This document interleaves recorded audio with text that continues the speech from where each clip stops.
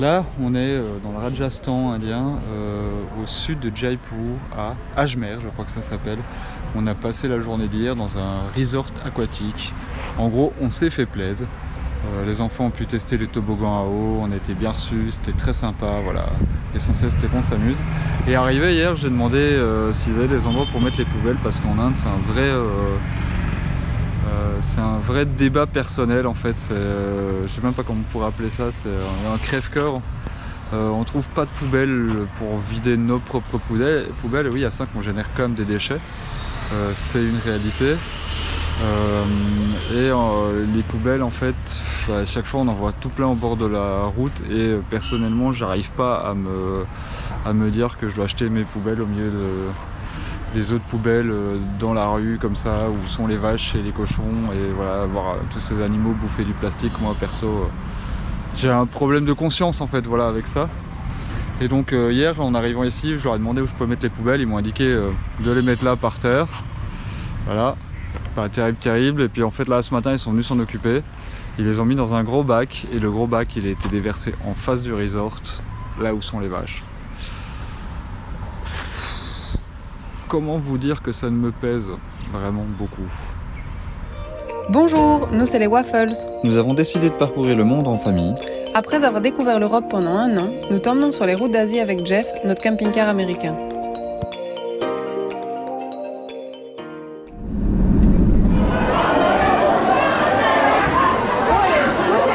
On est arrivé à Pushkar. Pushkar, c'est encore une ville sainte avec des temples. Tout à la différence, c'est qu'ici, vous avez des temples sikhs et des temples hindouistes. Il y a aussi un temple bouddhiste. Donc c'est une ville sainte multireligieuse. Ce qui génère qu'il y a de nouveau un bassin sacré dans lequel on peut se baigner. Et beaucoup de monde. Et beaucoup de bruit. Ce coup-ci, les enfants, ils n'ont pas eu envie de tester la baignade. J'avoue que le bassin sacré... Alors, il pue un peu quoi, le bassin sacré, c'est pas extraordinaire. Comment tu te sens, Pushkar? Ça dépend des mamans. On a mangé dans un très chouette petit restaurant, très sympathique. On est dans une ambiance assez sympa de manière globale. Un peu touristique, mais ça va. Mais c'est pas Rishikesh. C'est pas Rishikesh, on n'est pas sur nous comme ça, donc ça va. Et par contre... il y a les taureaux, mon pote. Oh, par contre, voilà, on vient de passer des endroits où c'est clairement de nouveau religieux, donc les gens ils viennent se baigner et tout ça. Et là, c'est un peu la cohue. Je disais que nos amis là, ils s'habituent au fait d'être dans la cohue engluée et tout ça. Moi, j'arrive pas à m'habituer, mais bon, peut-être que ça va venir. Hein. On s'était mis en route pour le Brahma Temple, qui est un des temples les plus visités ici. Et là, on a fait demi-tour, il y a trop de monde, on reviendra peut-être demain. Faut savoir qu'aujourd'hui c'est dimanche, donc il y a énormément de locaux. On verra peut-être que demain, sur un miracle ou sur un malentendu, il y aura moins de monde. Je trouve qu'ici à Pushkar, il y a une architecture des bâtiments qui est vraiment splendide et qui a l'air moins artificielle que ce qu'on a vu précédemment. Comme je vous disais, Rishikesh est assez moderne en fait au niveau des bâtiments, et ici c'est un vrai côté ancien et c'est beau. On a passé une première nuit à Pushkar, on a trouvé un spot près de l'ancienne gare de bus qui est encore à moitié utilisée. C'est pas un spot terrible à Pushkar pour la première fois, c'est vraiment la taille de Jeff qui nous empêche d'y aller. Il y avait des spots en ville dans des trucs de yoga où on pouvait rester, mais l'angle de braquage de Jeff fait qu'on peut pas y aller. Donc voilà, pour finir on a trouvé cet endroit ici, comme je dis pas extraordinaire, mais ça faisait le boulot. Sauf que hier soir à 9 h, il y a un véhicule qui est arrivé avec plein de gens dedans. Et regardez où il s'est mis, alors qu'il y avait toute la place. Hein. Il y avait toute la place. La plaine est vide et le mec vient se mettre là. Voilà, et après tous les gens sont descendus et ont dormi autour du camping-car. C'est encore un pèlerinage. Voilà. Là il y a les travaux à côté, mais ils font pas de bruit la nuit, donc ça c'est cool.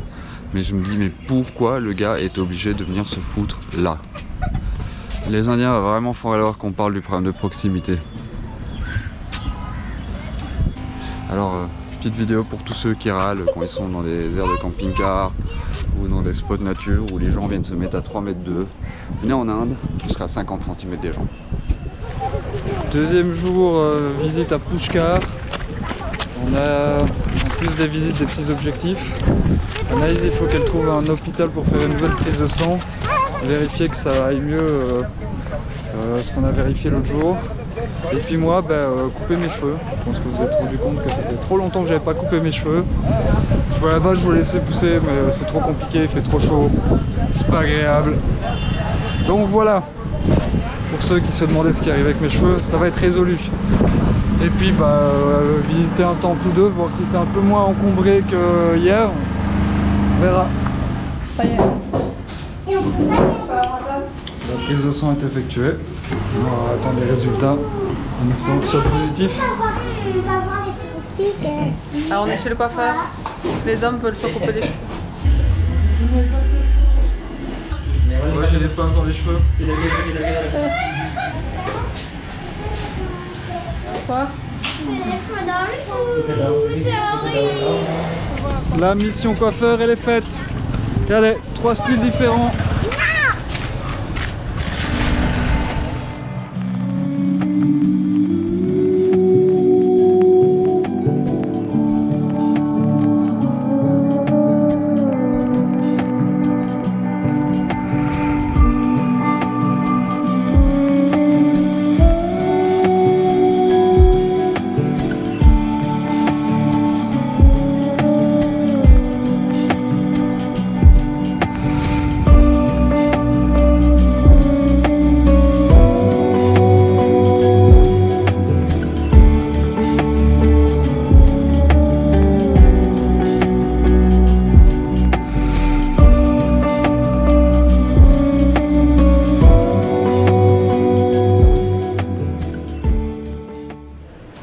Pushkar est vraiment une ville sainte, donc comme on a déjà fait à Rishikesh, comme il y en a d'autres en fait. Et elle a la particularité d'avoir un bassin sacré au centre, donc où les gens viennent se baigner. Il y a beaucoup de temples sur le bord du bassin où on peut aller prier et puis se baigner. Donc les enfants sont baignés tout à l'heure. Là je vais faire le tour du bain pour essayer d'avoir d'autres vues. C'est particulier parce que c'est de nouveau, comme Rishikesh, un peu ville moitié yoga, enfin un peu yoga pour les touristes, avec beaucoup de touristes israéliens, donc il y a énormément d'inscriptions en hébreu. Un côté très hippie aussi, voilà, c'est... Maintenant que je suis plus avec les enfants occupés à me promener, on m'a proposé du hashish et de l'herbe après 2 minutes. Puis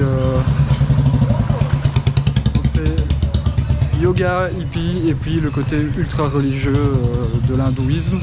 Le temple sikh il est en dehors des bassins et le temple bouddhiste il est en dehors de la ville, donc au final c'est vraiment hindouiste. C'est typiquement la ville où vous pouvez venir passer un temps relativement cool, avec une bonne atmosphère. Pour les étrangers il y a de la nourriture non épicée, ce qui change très fort du reste de l'Inde, avec des spécialités d'un peu partout. Le premier jour on était mangé dans un restaurant tibétain. Ce qui nous changeait aussi, parce que c'est de la nourriture non épicée, les enfants ont bien aimé, nous aussi. Après 3 nuits sur le spot de la gare des bus de Pushkar, on va se mettre en route. Alors c'était clairement pas le spot le plus glamour. Je pense qu'on a fait des spots beaucoup plus sympas dans notre vie de voyageur. Mais c'était intéressant parce que en fait on a découvert tout un monde qui existe.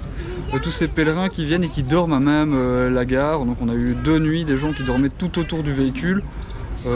Cette nuit-ci, on a juste eu les gens qui font les travaux derrière nous qui dormaient et ceux de la gare. Enfin, voilà. Ouais, mais il y a eu un bus aussi qui est arrivé, mais ils ont dormi de l'autre côté du bus, donc on les a pas vus. Mais voilà, tous les jours, en fait, toutes les nuits, il y a des gens qui arrivent en bus, qui dorment à même le sol. Ils sont pas bruyants. En fait, c'est assez drôle parce qu'ils arrivent et ils s'installent. Bah, ça fait un peu de bruit parce qu'ils sont nombreux. Mais par rapport au nombre, quand on voit qu'ils sont 50-60, sincèrement, ils sont assez calmes et voilà, simplement ils s'installent pour dormir, pour faire leur pèlerinage le lendemain et puis repartir début d'après-midi. Ouais, même plus tôt parfois. Ouais. Voilà, et alors ce matin les enfants étaient se promener dans les dunes parce que Pushkar c'est la frontière avec le désert, c'est même déjà le désert. Ouais. Voilà. Et nous on va se mettre en route en direction de Jodhpur, je dis pas de bêtises. Ouais. Ouais, j'ai progressé avec les noms. Hein. Et on sait pas si on va le faire en 1 jour ou en 2, il y a quand même 5 heures de route à peu près. Ouais. Si j'ai regardé, 180 km, donc une bonne moyenne de 35 km/h. Youhou, vive les routes indiennes. Allez, go.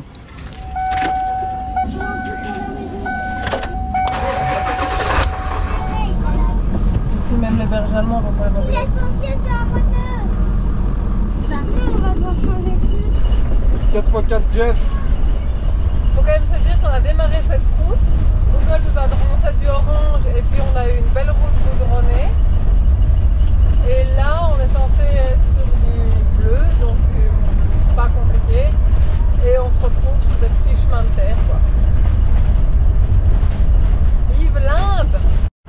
Bon, bah, sa journée 4x4, voilà.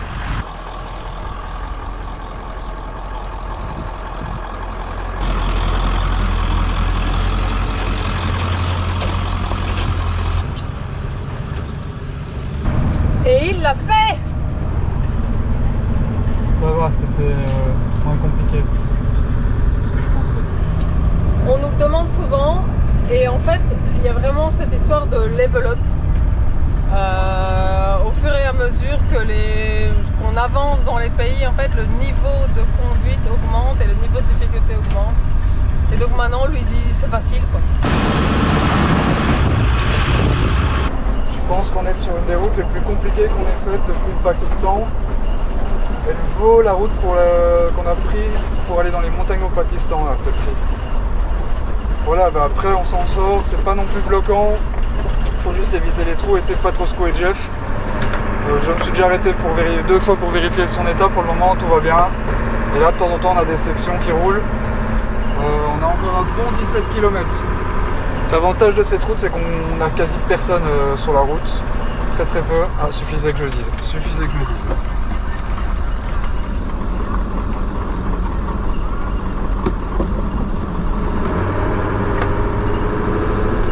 Et donc le fait de croiser peu de monde évite les comportements erratiques des Indiens sur la route. Ce qui au final, malgré que la route soit compliquée, me fatigue moins que. Enfin, donc cette route-ci me fatigue moins que d'être sur la grande route, où je dois être vigilant à tous les véhicules qui arrivent autour de nous.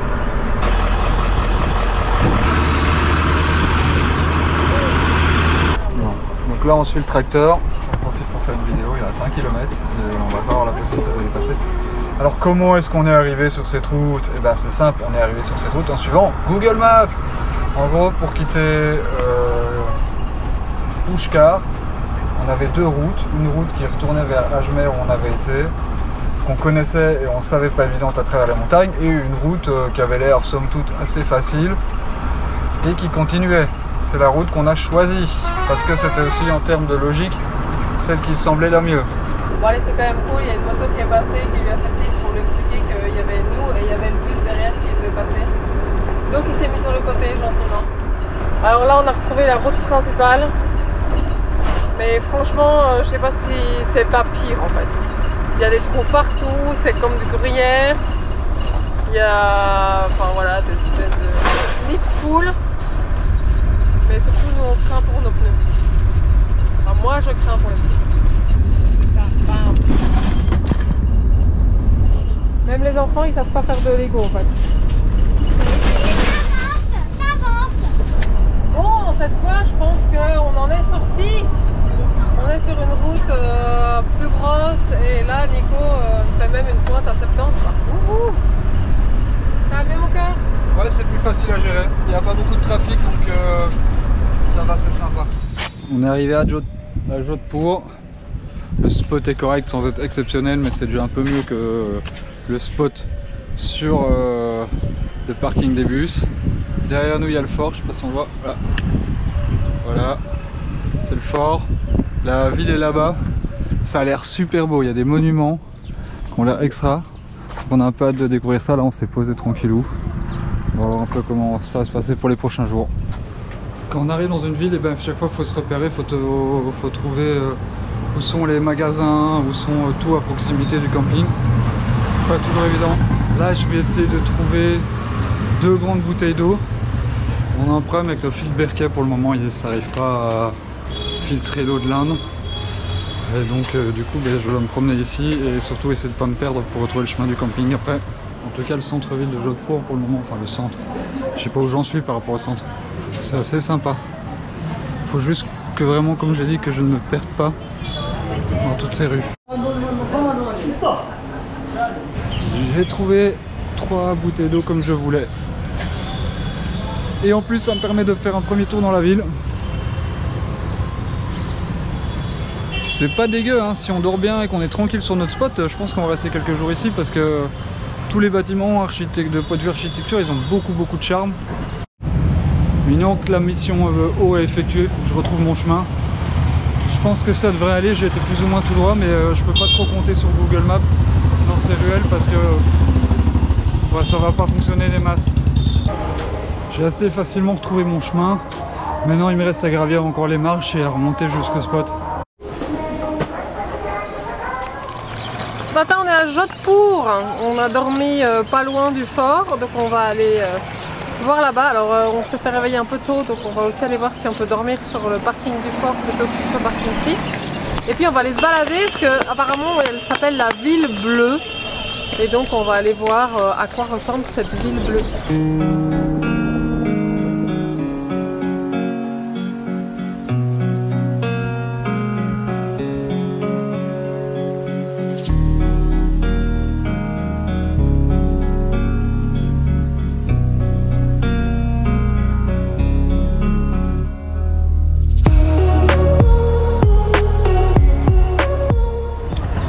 Marché de Jodhpur ici. Il y a des vendeurs de tout, beaucoup de bruit, beaucoup de monde et un cadre génial, franchement, avec la tour, le truc à les deux portes. Voilà, c'est vraiment magnifique, c'est un des plus beaux marchés qu'on ait vu depuis longtemps, si pas même depuis le début du voyage. Ça rappelle un peu les bazars, sauf qu'ici c'est ouvert, c'est pas fermé. Évidemment le marché s'étend à toutes les ruelles aux alentours, donc il y a beaucoup d'animation ici. Là on va essayer de rejoindre le corridor bleu, il y a des jolis quartiers à aller voir, et on va traverser je crois tout le quartier qui est autour du marché.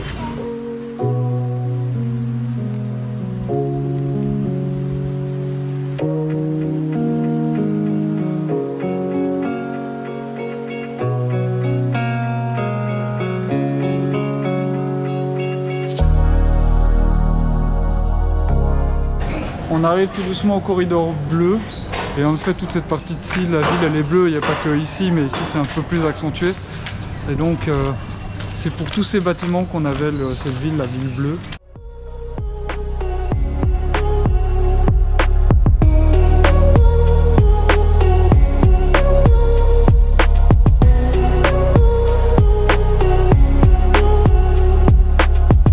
Je trouve que cette ville, du peu que j'en ai vu jusqu'à présent, a beaucoup plus de charme que les autres villes qu'on a fait parce qu'elle a un petit côté beaucoup plus ancien, authentique. Je trouvais Jaipur joli, rouge, mais relativement fort rénové, et donc ça a perdu un peu de son authenticité. Et ici, de voir toute cette maison, cette architecture qui est différente, j'aime vraiment bien. Voilà, c'est juste un ressenti personnel. On se faisait la réflexion avec Anaïs que d'un point de vue architecture, jusqu'à présent, on n'avait pas eu un coup de cœur pour les villes qu'on avait visitées. Et est-ce que Jodhpur va nous faire changer d'avis? Voilà. Regardez, c'est la rue Instagram ça. Oh, on a trouvé la rue Instagram. On est dans The Place to Be pour faire les photos. On fait des jolies photos avec de jolies fleurs. Ces gens font des belles décorations. Le quartier bleu est vraiment sympa et ce que je trouve, c'est que c'est resté authentique. C'est-à-dire que c'est un des endroits à visiter ici à Jodhpur et les gens y habitent toujours.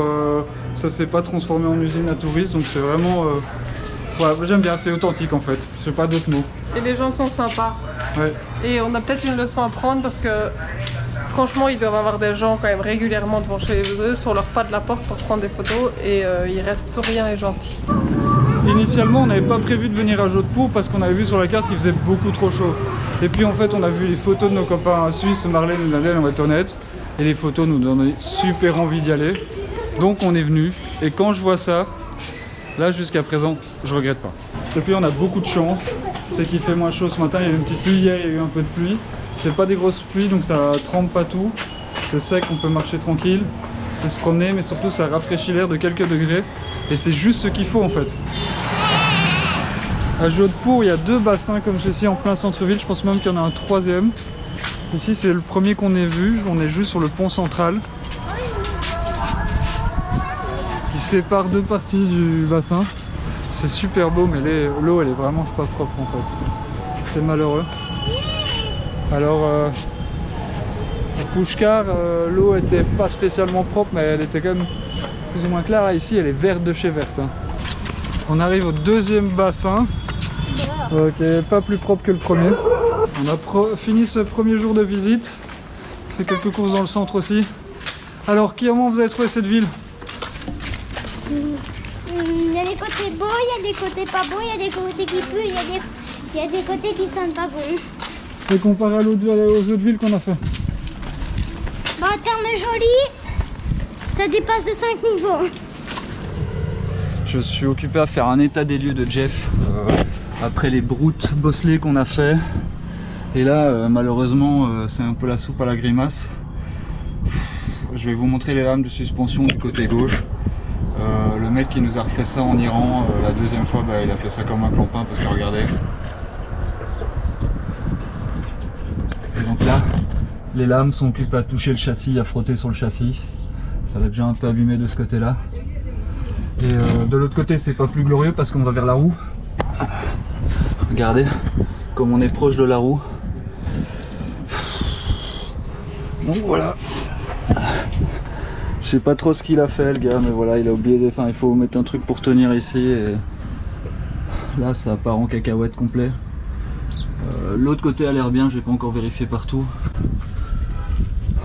Et alors on a le fond qui se barre en couille ici. Le fond qui se barre en couille, c'est parce qu'on a eu des infiltrations suite à un mauvais montage de notre système d'eau en Turquie et qu'on a fait refaire. Depuis on n'a plus d'eau, mais du coup ça a fait qu'il y a eu de l'eau là et ça a décollé toute la paroi, donc je vais devoir mettre une bande de métal ou quelque chose pour souder et la faire tenir ou la remplacer. Enfin, je sais pas encore trop comment on va faire, mais là elle pendait, donc c'est comme ça que j'ai vu qu'elle pendait. Et puis c'est comme ça que je me suis intéressé aux lames qui font la gueule en fait, simplement. J'ai pas d'autres mots.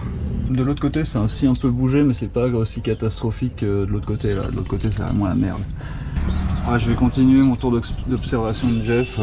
Je sais pas le taper dessus, j'ai essayé, mais ça change rien. Il y a trop de poids sur la suspension pour que, avec mon petit marteau, j'arrive à faire quoi que ce soit. Ça sent le passage obligé au garage pour éviter une catastrophe dans quelques kilomètres, certaines de kilomètres. On est au château de Jodhpur et on va commencer la visite ce matin. On va se brouiller parce qu'il y a un groupe derrière nous. On voit derrière nous toutes les maisons bleues et on comprend un peu mieux pourquoi est-ce qu'on appelle ça la ville bleue. Se balader dans la ville bleue, en fait on voit les murs qui sont bleus et tout, mais le voir d'ici d'en haut, ce côté-là, cette vue-là, on l'avait pas eu avant de rentrer dans le fort. Et on comprend, comme dit Anaïs, pourquoi c'est vraiment la ville bleue.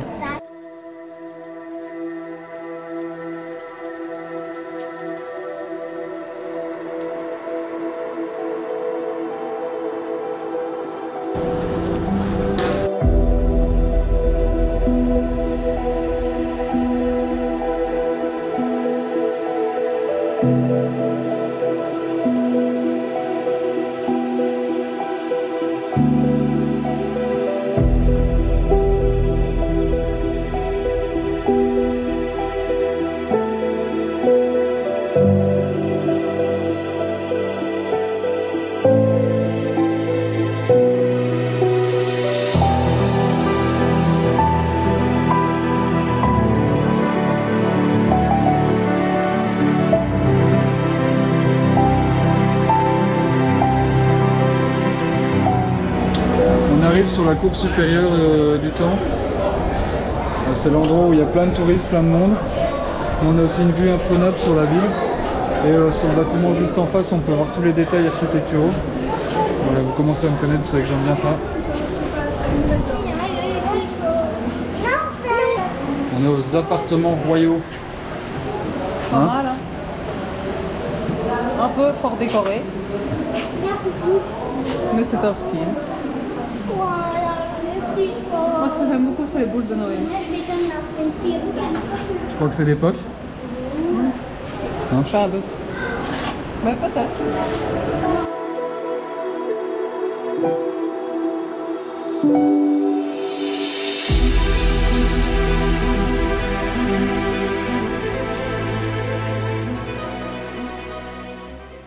sont les canons au-dessus de Jodhpur, et ce qui faisait la grosse fierté de ce fort, c'était ça, c'est sa défense imprenable. Et c'est ici que ça se passait. La visite du fort touche à sa fin. On va pouvoir rentrer au véhicule, le préparer et se mettre en route pour le garage. Ça s'annonce une journée bien chargée. Qu'est-ce que t'en penses? Je suis excited. On va quand même vous dire, aujourd'hui, c'est nos 11 ans de mariage. On va aller fêter ça dans un garage. Peut-être qu'on va leur demander de faire des bagues avec des boulons, non? Ouais. Le garage où on avait prévu d'aller est fermé. Mais on s'est engagé devant, et puis il y a des gens qui nous ont aidés, qui nous ont amenés ici, ils ont appelé le monsieur. Là j'ai trouvé quelqu'un pour traduire. That's my official translator right now. Voilà, et donc il a vu, il a tout de suite vu ce qu'il pouvait faire. Maintenant au boulot.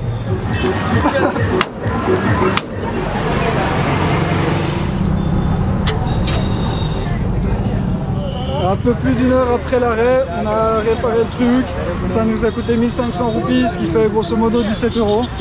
Voilà, j'espère que c'est bon. Il reste la plaque de protection de la roue qui tombe de l'autre côté, qui s'affaisse, que je dois faire, mais c'est pas leur boulot. Eux, ils m'ont dit d'aller chez un soudeur. On verra quand on va faire ça, elle va pas se décrocher d'un coup. Donc voilà, on va pouvoir se remettre en route. On va regarder, on va essayer de peut-être faire 1 heure de route max.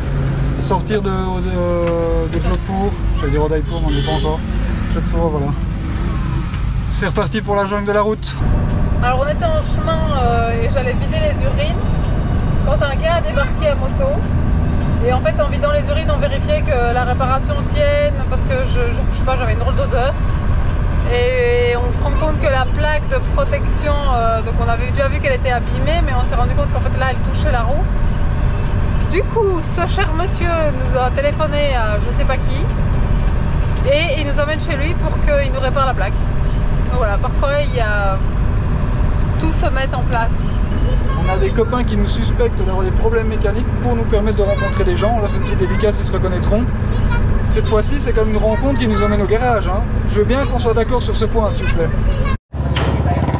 Alors là, les gens qui étaient pleins d'enthousiasme pour nous aider en nous disant que ça allait pas être un problème, se rendent compte que c'est un peu plus compliqué que ça, évidemment comme toujours. Et en plus, en tirant sur la plaque, ils l'ont tout à fait décroché. Donc maintenant, en fait, il est globalement exclu de continuer avec la plaque comme ça. Voilà. La situation, elle est là. C'est toujours un peu comme ça. Ils ont voulu aider et ils sont lancés dans un truc qui n'allait pas être simple à faire.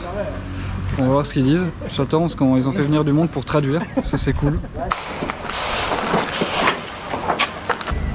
Bon, ils se sont rendus compte que c'était juste évidemment à côté du temple de LPG. Du coup, ils sont déjà tout de suite moins chauds. Le problème c'est que maintenant comme elle est décrochée, il faut la réparer. Donc est-ce qu'on la répare temporairement et on la répare temporairement en nombre incalculable de fois ou on tente une réparation définitive, c'est un peu compliqué. Moi j'étais parti sur un autre plan sans savoir qu'elle allait se décrocher tout à fait là maintenant sur la route. C'était de la nettoyer, de mettre d'abord de la colle comme elle était et puis éventuellement de remettre une barre par au-dessus. Je crois qu'ils vont essayer de visser, mais je vais laisser faire. Ils ont l'air de savoir ce qu'ils font, donc pour le moment on va laisser. Bon, ben, ils ont capitulé parce qu'ils se sont rendus compte qu'ils s'étaient lancés dans un truc qu'ils ne savaient pas faire. Ils nous envoient chez un gars qui fait des bus, voir s'il arrive à faire. D'après, en 15-20 minutes, il trouvera la solution, mais j'attends de voir. Là, on va se faire guider. Allez, en route, c'est parti. On leur a aussi dit que, vu l'heure qui tournait, on aura besoin d'un endroit pour la nuit, donc ils nous ont dit qu'on pourrait dormir à côté de leur société. J'espère que ce sera bien. On nous a envoyé ici, c'est une fabrique qui fait des bus. C'est impressionnant parce qu'on a des bus tout nus. Et alors ici, tout de suite, le mec il est rentré sous le véhicule, il est occupé à découper la plaque. Donc ça veut dire qu'il sait tout de suite ce qu'il va faire. C'est assez impressionnant. Donc en gros, ils ont arraché la plaque de métal qui protégeait au-dessus de la roue. Et ils me disent qu'ils ne savent pas réparer parce que ça sert à rien, que c'est irréparable. Que pour le faire, il faudrait lever tout le châssis, enlever les roues et remettre une nouvelle plaque à neuf une fois qu'on aura fait tomber le réservoir et tout. Donc c'est un travail titanesque. Je suis un peu dubitatif, donc je réfléchis quand même à une solution pour protéger parce que c'est l'endroit où c'est les gravions qui vont taper. On continue la recherche, pour le moment on n'a encore rien vu de particulier. Alors apparemment il y a un autre guide qui les a vus et donc il a reçu un appel pour dire qu'il y avait un spot. Donc on fonce.